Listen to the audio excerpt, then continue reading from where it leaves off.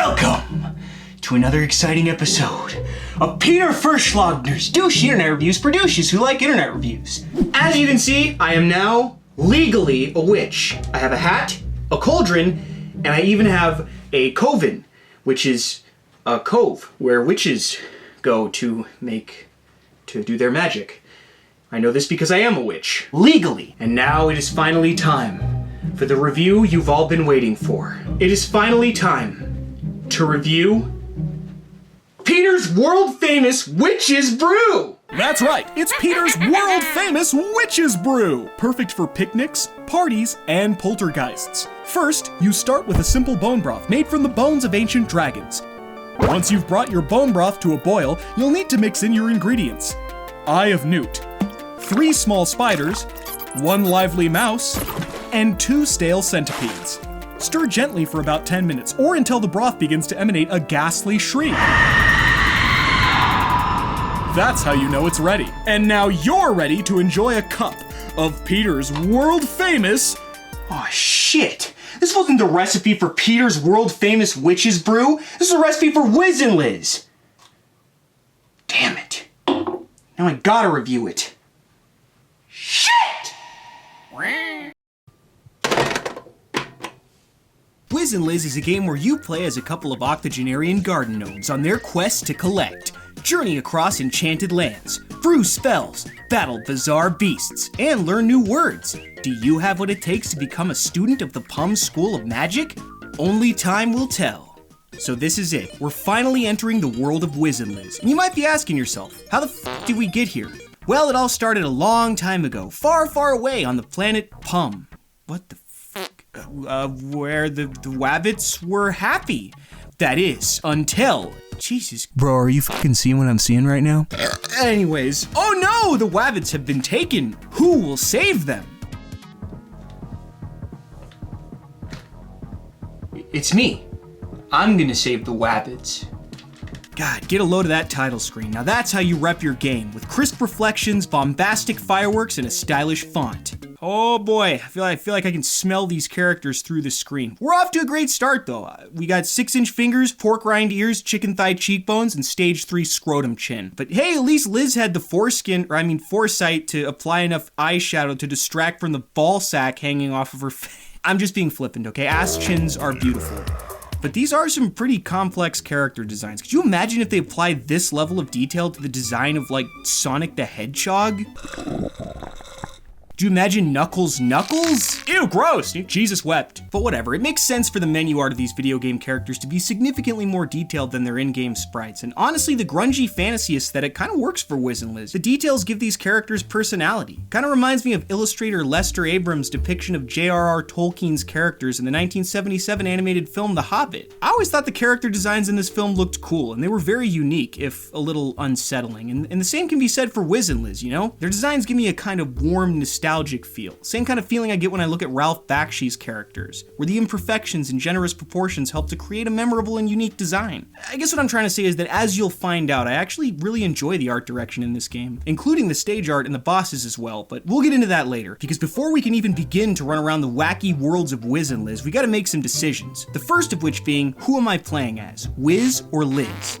Well, that's a pretty cool little animation on the character select option, by the way. It's a nice touch. Anyways, once you've chosen your character, you have the option to enter a password. And then here's where things start to get a little bit, just a tiny bit confusing. So you've got 2 separate options here for difficulty. I'll do my best to explain. The first option you've got is your wizard level. This determines how many levels you'll need to complete and bosses you'll need to face off with before you finish a run. Apprentice is easy with only 8 levels and 1 boss. Wizard is standard with 15 levels and 2 bosses. And Sorcerer is difficult with, well, a lot of levels and a lot of bosses. God, it sounds like I'm explaining the world's dumbest pyramid scheme. The skill setting you select will determine your character's speed, or the speed of the gameplay in general. Training is average speed, tame is fast, and taxing is very fast. The skill setting also seems to affect your time limit. The higher the skill setting, the less time you have at the start of your run. But I'm honestly not 100% on all this. I mean, this game's manual would probably describe these things a little more accurately. Unfortunately, my purchase of Wiz'N'Liz did not come with a game manual, so I'm shit out of luck. If only there was some kind of hyper-accessible information superhighway at my disposal that would provide me with access to a digital copy of the game's manual. Anyways, it's time to begin our adventure. So you start your game in your humble wizard dwelling, which is located in the overworld. This is where you'll purchase items, check your produce inventory, and brew spells in your giant cauldron. However, the only spell you can brew at this time is the spell that opens the door to the level select screen, and this is where you're introduced to the many worlds of Wiz'N'Liz, where you'll be running around collecting as much shit as humanly possible. Or I guess, as wizardly possible. You know, because you're the fucking wizard. Because that, my friends, is the crux of Wiz'N'Liz, collecting shit. Now, when it comes to the shit you'll be collecting, there are 4 main categories: rabbits, letters, produce, and time bonuses. Oh, and also emeralds, but no one gives a fuck about those, except for Knuckles. That dude's, like, eternally horny for emeralds. Anyways, of all the shit you'll be collecting in this game, rabbits are the most important. They inhabit every stage in the game, and they do so abundantly. They even appear in the boss arenas after you've successfully defeated a boss, raining from the sky like a fluffy plague upon the lands. Rabbits are important for 2 main reasons. 1, you're required to collect a certain number of them before you can complete a stage, and 2, they're responsible for spawning all other collectible items. Collecting a rabbit will spawn a non-rabbit collectible, like a letter or a piece of fruit, which will then begin floating up into the sky, giving you a limited amount of time to collect it. Although rabbits can spawn collectibles from any of the other 3 categories, the collectible spawned is dependent upon your progress in the current stage. At the very beginning of the stage, you're presented with a wacky word at the top of your screen, and your initial goal is to collect all of the letters necessary to form that word. You do this by collecting rabbits, which will then cause letters to spawn. The rabbits will only spawn usable letters, and will only spawn them during the time that the word remains unsolved. Depending on the difficulty, you may have to collect multiple rabbits to spawn a single letter. But once you've collected enough letters, the word is solved, and the goal becomes to collect a certain number of rabbits. At this point, the rabbits will stop spawning letters and begin spawning a specific type of fruit. If you can successfully fill your fruit meter before exiting the stage, the game will reward you with a single unit of said fruit, which will then be hanging from a tree near your home in the overworld. Also, once your fruit meter is full and you've earned your fruit for the stage, the rabbits will stop spawning fruits and begin spawning stars, which act as your currency in this game. Sound confusing? If so, I've got some great news. Your ears are working perfectly because this shit is convoluted as fuck. At least in the beginning. Like, there's a learning curve to Wiz'N'Liz, but as you begin to unpack the chaos unfolding on screen, things do start to make sense. When it comes to the gameplay mechanics, that is. I can't say the same for whatever's going on in the world. I mean, the best way I can describe it is that this game has the aesthetic of a Hogwarts garage sale. I don't know if that made any sense. You guys remember the end of Akira after the explosion when the remnants of Neo Tokyo were like flying through space and forming new planets and galaxies and shit? It's like if that happened, but just with the state of Florida. Also, what the fuck is going on with the stage names in this game? Like Grassland, Snowland, Temple Land, Desert Land? Was this like a lightning round of naming stages? Anyways, I digress. Unlike their not so interesting names, the stages themselves are actually pretty wild. They're like these miniature dream worlds, detached chunks of land floating through space inhabited by strange entities and unsettling structures. Everything is ominous, like something happened here, but what it was can't be explained by conventional science. We need the fucking mystery machine to figure it out, you feel me? And the X-Files, and Sam and Dean, and Zach Baggins, and that really tiny lady from Poltergeist. You need to form like a league of paranormal investigators to unpack this shit. And the longer you look, the stranger things get. Downed planes, warped cherubs, the Grim Reaper. What the Is that Dougal? Yeah, dude, it's Dougal, enjoying his cornflakes from the inside of a human skull. Well, you know what they say, kids. Human bones are a great source of calcium. In fact, 9 out of 10 doctors recommend human bones. And there's no shortage of human bones in the world of Wiz'N'Liz. In fact, this game doesn't seem to shy away from death or violence or creepiness or fucking depression. Jesus, dude, these trees are fucked. This game is really like towing the line between fantasy elements and nightmare fuel. Just imagine how many unsuspecting children were traumatized by the giant iguana head looming in the background, or the creepy pillars, or the disturbingly apathetic rabbit head jutting from the earth, teeth bared, which kind of reminds me of Evangelion. And you know, technically Wiz'N'Liz dropped almost 2 years before the Evangelion manga, so we can't necessarily rule it out as inspiration. I mean, think about it, dude. Wiz'N'Liz could have helped to inspire one of the greatest shows about depression and robots ever made. Game theories, dude. Neon Genesis, Gargonzolion. I better not catch any of you Evangelion nerds in my comment section go, well, you know, technically Evas aren't robots. Yeah, I know, you fucking idiots. Why don't you go cry about it like Shinji? I'm sorry, that was uncalled for. Also, you know how I know this game wasn't made explicitly for kids? Because it has a Planet of the Apes reference. God damn you all to hell! No one under the age of 1,000 is going to get that reference, dude. My grandfather was still in his mom's nutsack when that movie came out. But honestly, all this wacky stuff, to me, just indicates that the creators were having fun with this game. I mean, they clearly enjoyed themselves while making it. It's evident not just by the liberties taken with the stage props and art direction, but also by the wide range of bizarre spells you can brew. Speaking of which, it's time to mix those fruits, because if you want those buffs, you gotta brew. And that means taking two of our adorable little googly-eyed friends here and throwing them into a flaming cauldron of death. But don't worry, they don't seem to mind at all. In fact, they look pretty fucking excited to me. Like, holy shit, I've never seen something so eager to meet the void. You know, this reminds me of something my grandpa used to say. He'd say, Peter, if I ever become a vegetable, kill me. I don't know what he meant by that. But he did choke to death on a zucchini casserole in 1993. God rest his soul.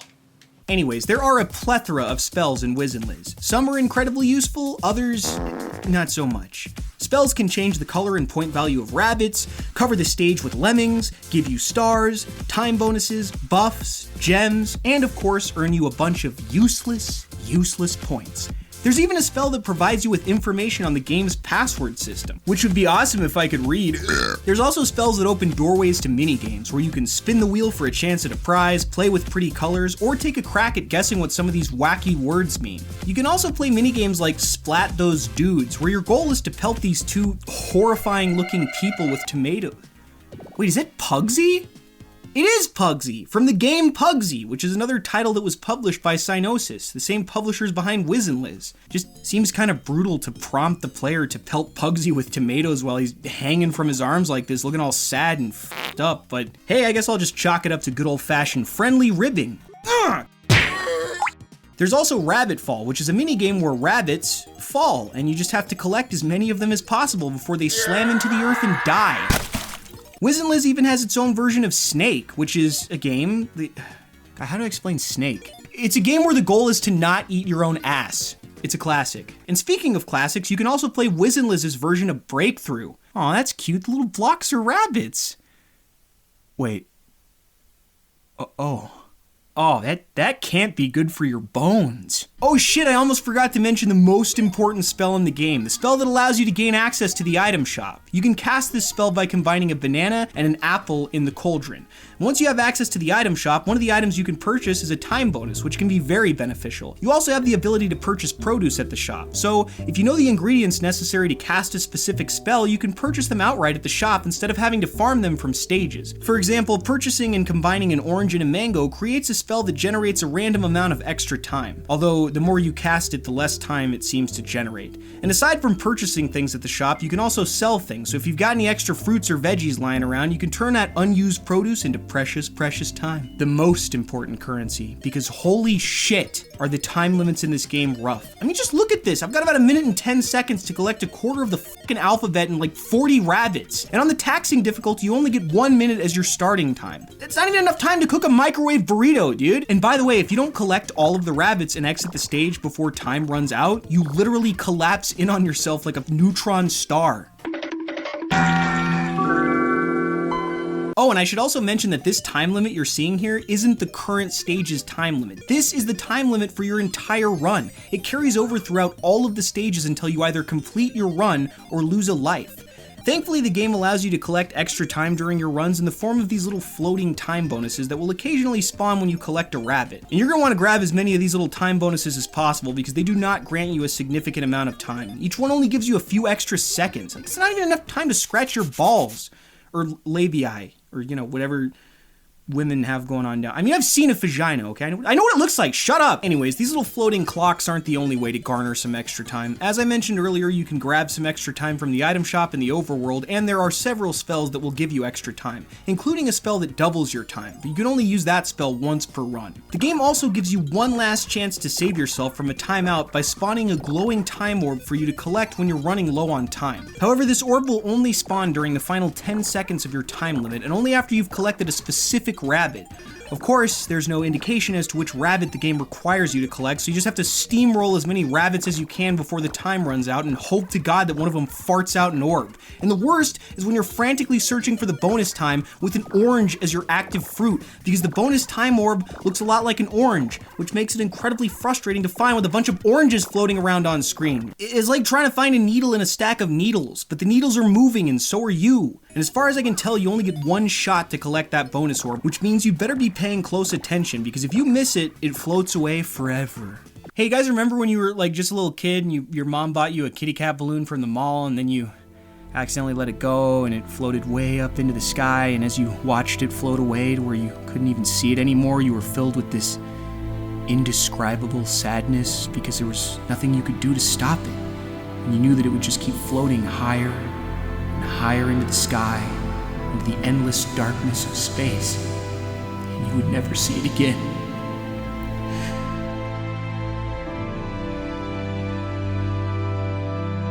That's what it feels like when you miss a bonus orb in this fucking game. The only difference is that in the real world, your mom buys you ice cream to make you feel better. In Wiz'N'Liz, you're just instantly atomized by neutron fart physics or whatever the fuck kills you in this game. But I guess that's just how it is on this bitch of an Earth. No time to ruminate, especially not when there's bosses to fight.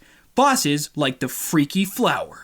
Yeah, so the boss fights in this game are really the only time you fight. The boss tries to hit you with attacks, all while you run around blasting them with your magic beam, which by the way is really easy to use. You just gotta hold the button down when you're close to a weak spot, and the magic attacks the weak spot automatically. It's got a mind of its own. And this is the only time outside of certain minigames that you'll actually be able to use any kind of attack. But this magic glitter is way more powerful than it looks. I mean, it's powerful enough to rip these creatures' faces off. Oh shit, dude. Oh my god. Yeah, remind me never to participate in arts and crafts with Wiz. But alas, we have slain the freaky flower and saved the wabbits. Wiz has now become a full-fledged wizard. Unfortunately, he'll have to cut his celebration short because all of the rabbits he just collected have been released back into the wild by the very same spell that released them in the first place. Fucking cool, dude. So since we'll be running through the wizard levels, I guess now would be the perfect time to talk about the bonus rounds. So you can unlock a bonus round in Wiz'N'Liz by collecting all of the blue letters required to form the word bonus. These letters spawn very rarely and you'll be collecting them over multiple stages, but once you've collected all 5, you'll be rewarded with a bonus round at the end of the current stage. Right at the start of the bonus round, you'll enter Nazgul Vision, and your goal, of course, is to collect as many rabbits as possible and exit the stage before time runs out. Wow, who would have fucking guessed it? But you know what's really weird about the bonus stages? You can die. And although you don't lose a life, you do lose all of the time you collected during the bonus stage and all of your stars, which is highly unusual, at least in my experience. I mean, it just seems counterintuitive to me because, well, it's a bonus stage. It shouldn't be high risk. Take the bonus stage in The Lion King, for example, right? If Pumbaa or Timon don't eat enough bugs, you aren't penalized or punished, you just don't earn anything. But that's the extent of your loss, because normally with bonus stages, your punishment for not successfully completing them is that you're simply not rewarded.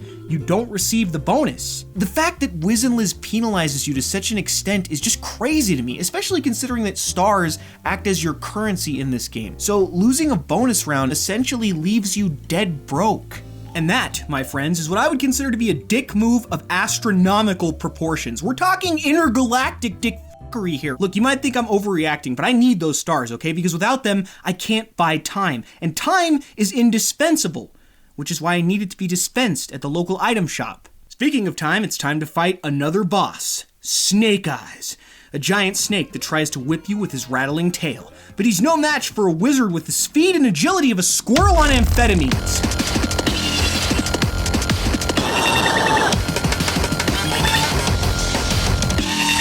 Hey, you guys remember in Anaconda when John Voight was all like, "Never look into the eyes of those you care"? Well, you can't look into their eyes if you blow them out of the sockets! Alright, so after smacking around Snake Eyes, it's back to the grind. Running around, collecting rabbits, brewing spells, except now things are getting pretty difficult. Especially considering the spells have been giving me diddly squat. And not to mention the exploding rabbits that are everywhere in the later stages. Every time one of these little shits explodes, the game resets your word and you have to collect all of the letters again. And the game also starts throwing negative letters at you, which are letters that when collected take a letter away from your word. Like, holy shit, dude, give me a break! You know what I just realized, guys? Wiz'N'Liz don't, have any legs. They just have feet attached directly to their butt cheeks like E.T., which I can only imagine makes running very difficult, and yet they run very quickly.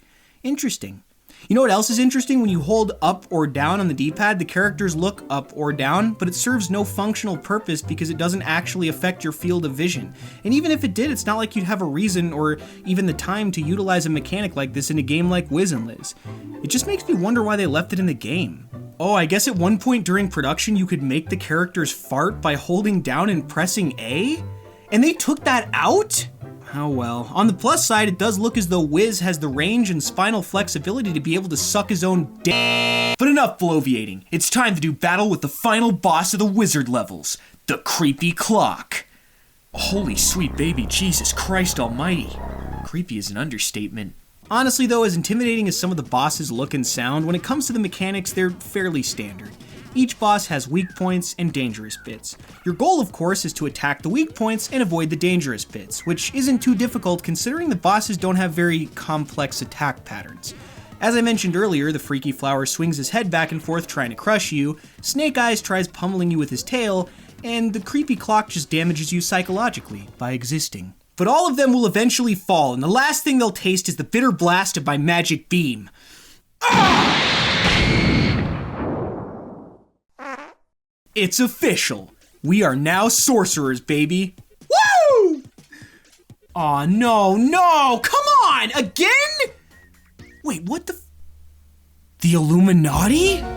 I knew it! Yeah, I love how the game's just like, you did it, you made it to the Pum School of Magic. Now get your ass out there and collect some rabbits, as if I haven't been doing that this whole time. And collecting all the rabbits doesn't even make any sense, dude. Why waste your time trying to chase down all of these rabbits when you only really need to collect 2? Look, just take a mommy rabbit and a daddy rabbit, put them in a room together for 24 hours, and you'll end up with a whole lot of baby rabbits. I'm just saying it's more efficient to breed rabbits than to capture them. You'd think sorcerers would be smart enough to figure that out, but no, instead I gotta run around like an idiot collecting these rabbits for the 3rd time.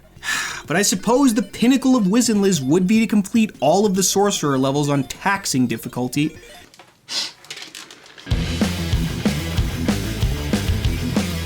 Shit! Oh, come on! I was right there, dude! Look at falling away!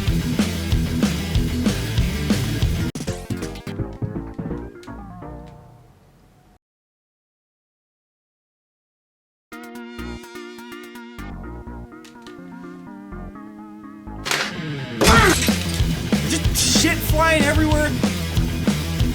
Fucking shit! My fucking almonds are so activated right now, dude. I can't even tell what's going on anymore. This is like, dude, like, there is so much salt!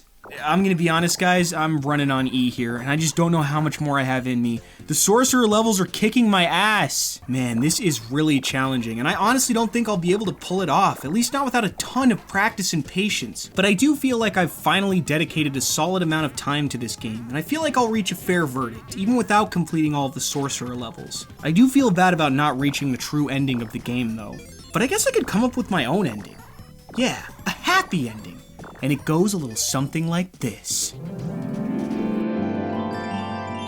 After collecting all of the rabbits, defeating all of the abominations, and enrolling in the Pum School of Magic, Wiz'N'Liz and all of their friends celebrated by making sweet, sweet love, and later, they gave birth to a beautiful baby boy named Daniel Keem.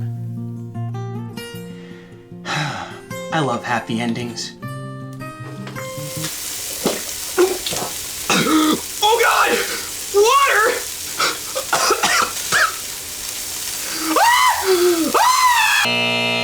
So what did I think of Wiz'N'Liz? Well, by all accounts, I should loathe this game. It has draconian time limits, repetitive gameplay, a complete lack of environmental obstacles, including enemies. The stages are small, the platforming is simple, and the goal of the game seems to be to just collect as much stuff as you possibly can. But the truth is, I actually find this game quite charming. I greatly enjoy the bizarre and detailed stage art. I think the character designs are creative and unique. The sprites are very well animated. The colors are fun. The concepts for the boss creatures are absolutely insane. The music is fucking awesome.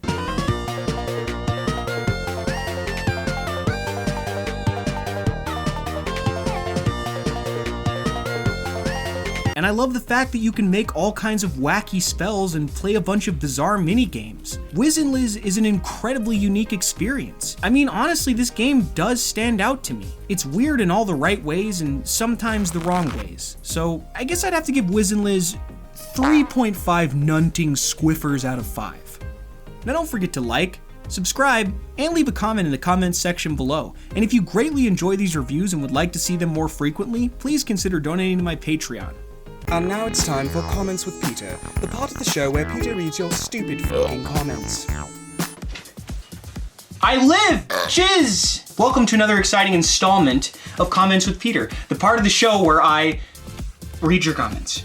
And today, we're gonna be getting right to the punch bowl. We're gonna knock over my fucking fog machines. I mean, what's a fog machine? God, I can't believe I just revealed a trade secret like that. I know. I'll edit it out before I post the review, and no one will be the wiser. And now it is time to read comments.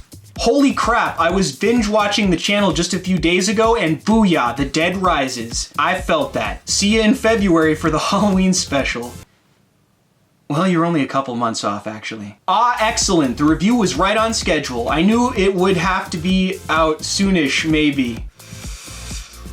Ooh, it hurts. It hurts so bad. You're awesome. Don't ever drop this, King. How could I drop what doesn't belong to me? It's all yours, King. This is the first time I caught a freshly published review. Glad you're taking care of your mental health. The universe needs you. By the way, listen to Chromio's Clorox wipe. Okay.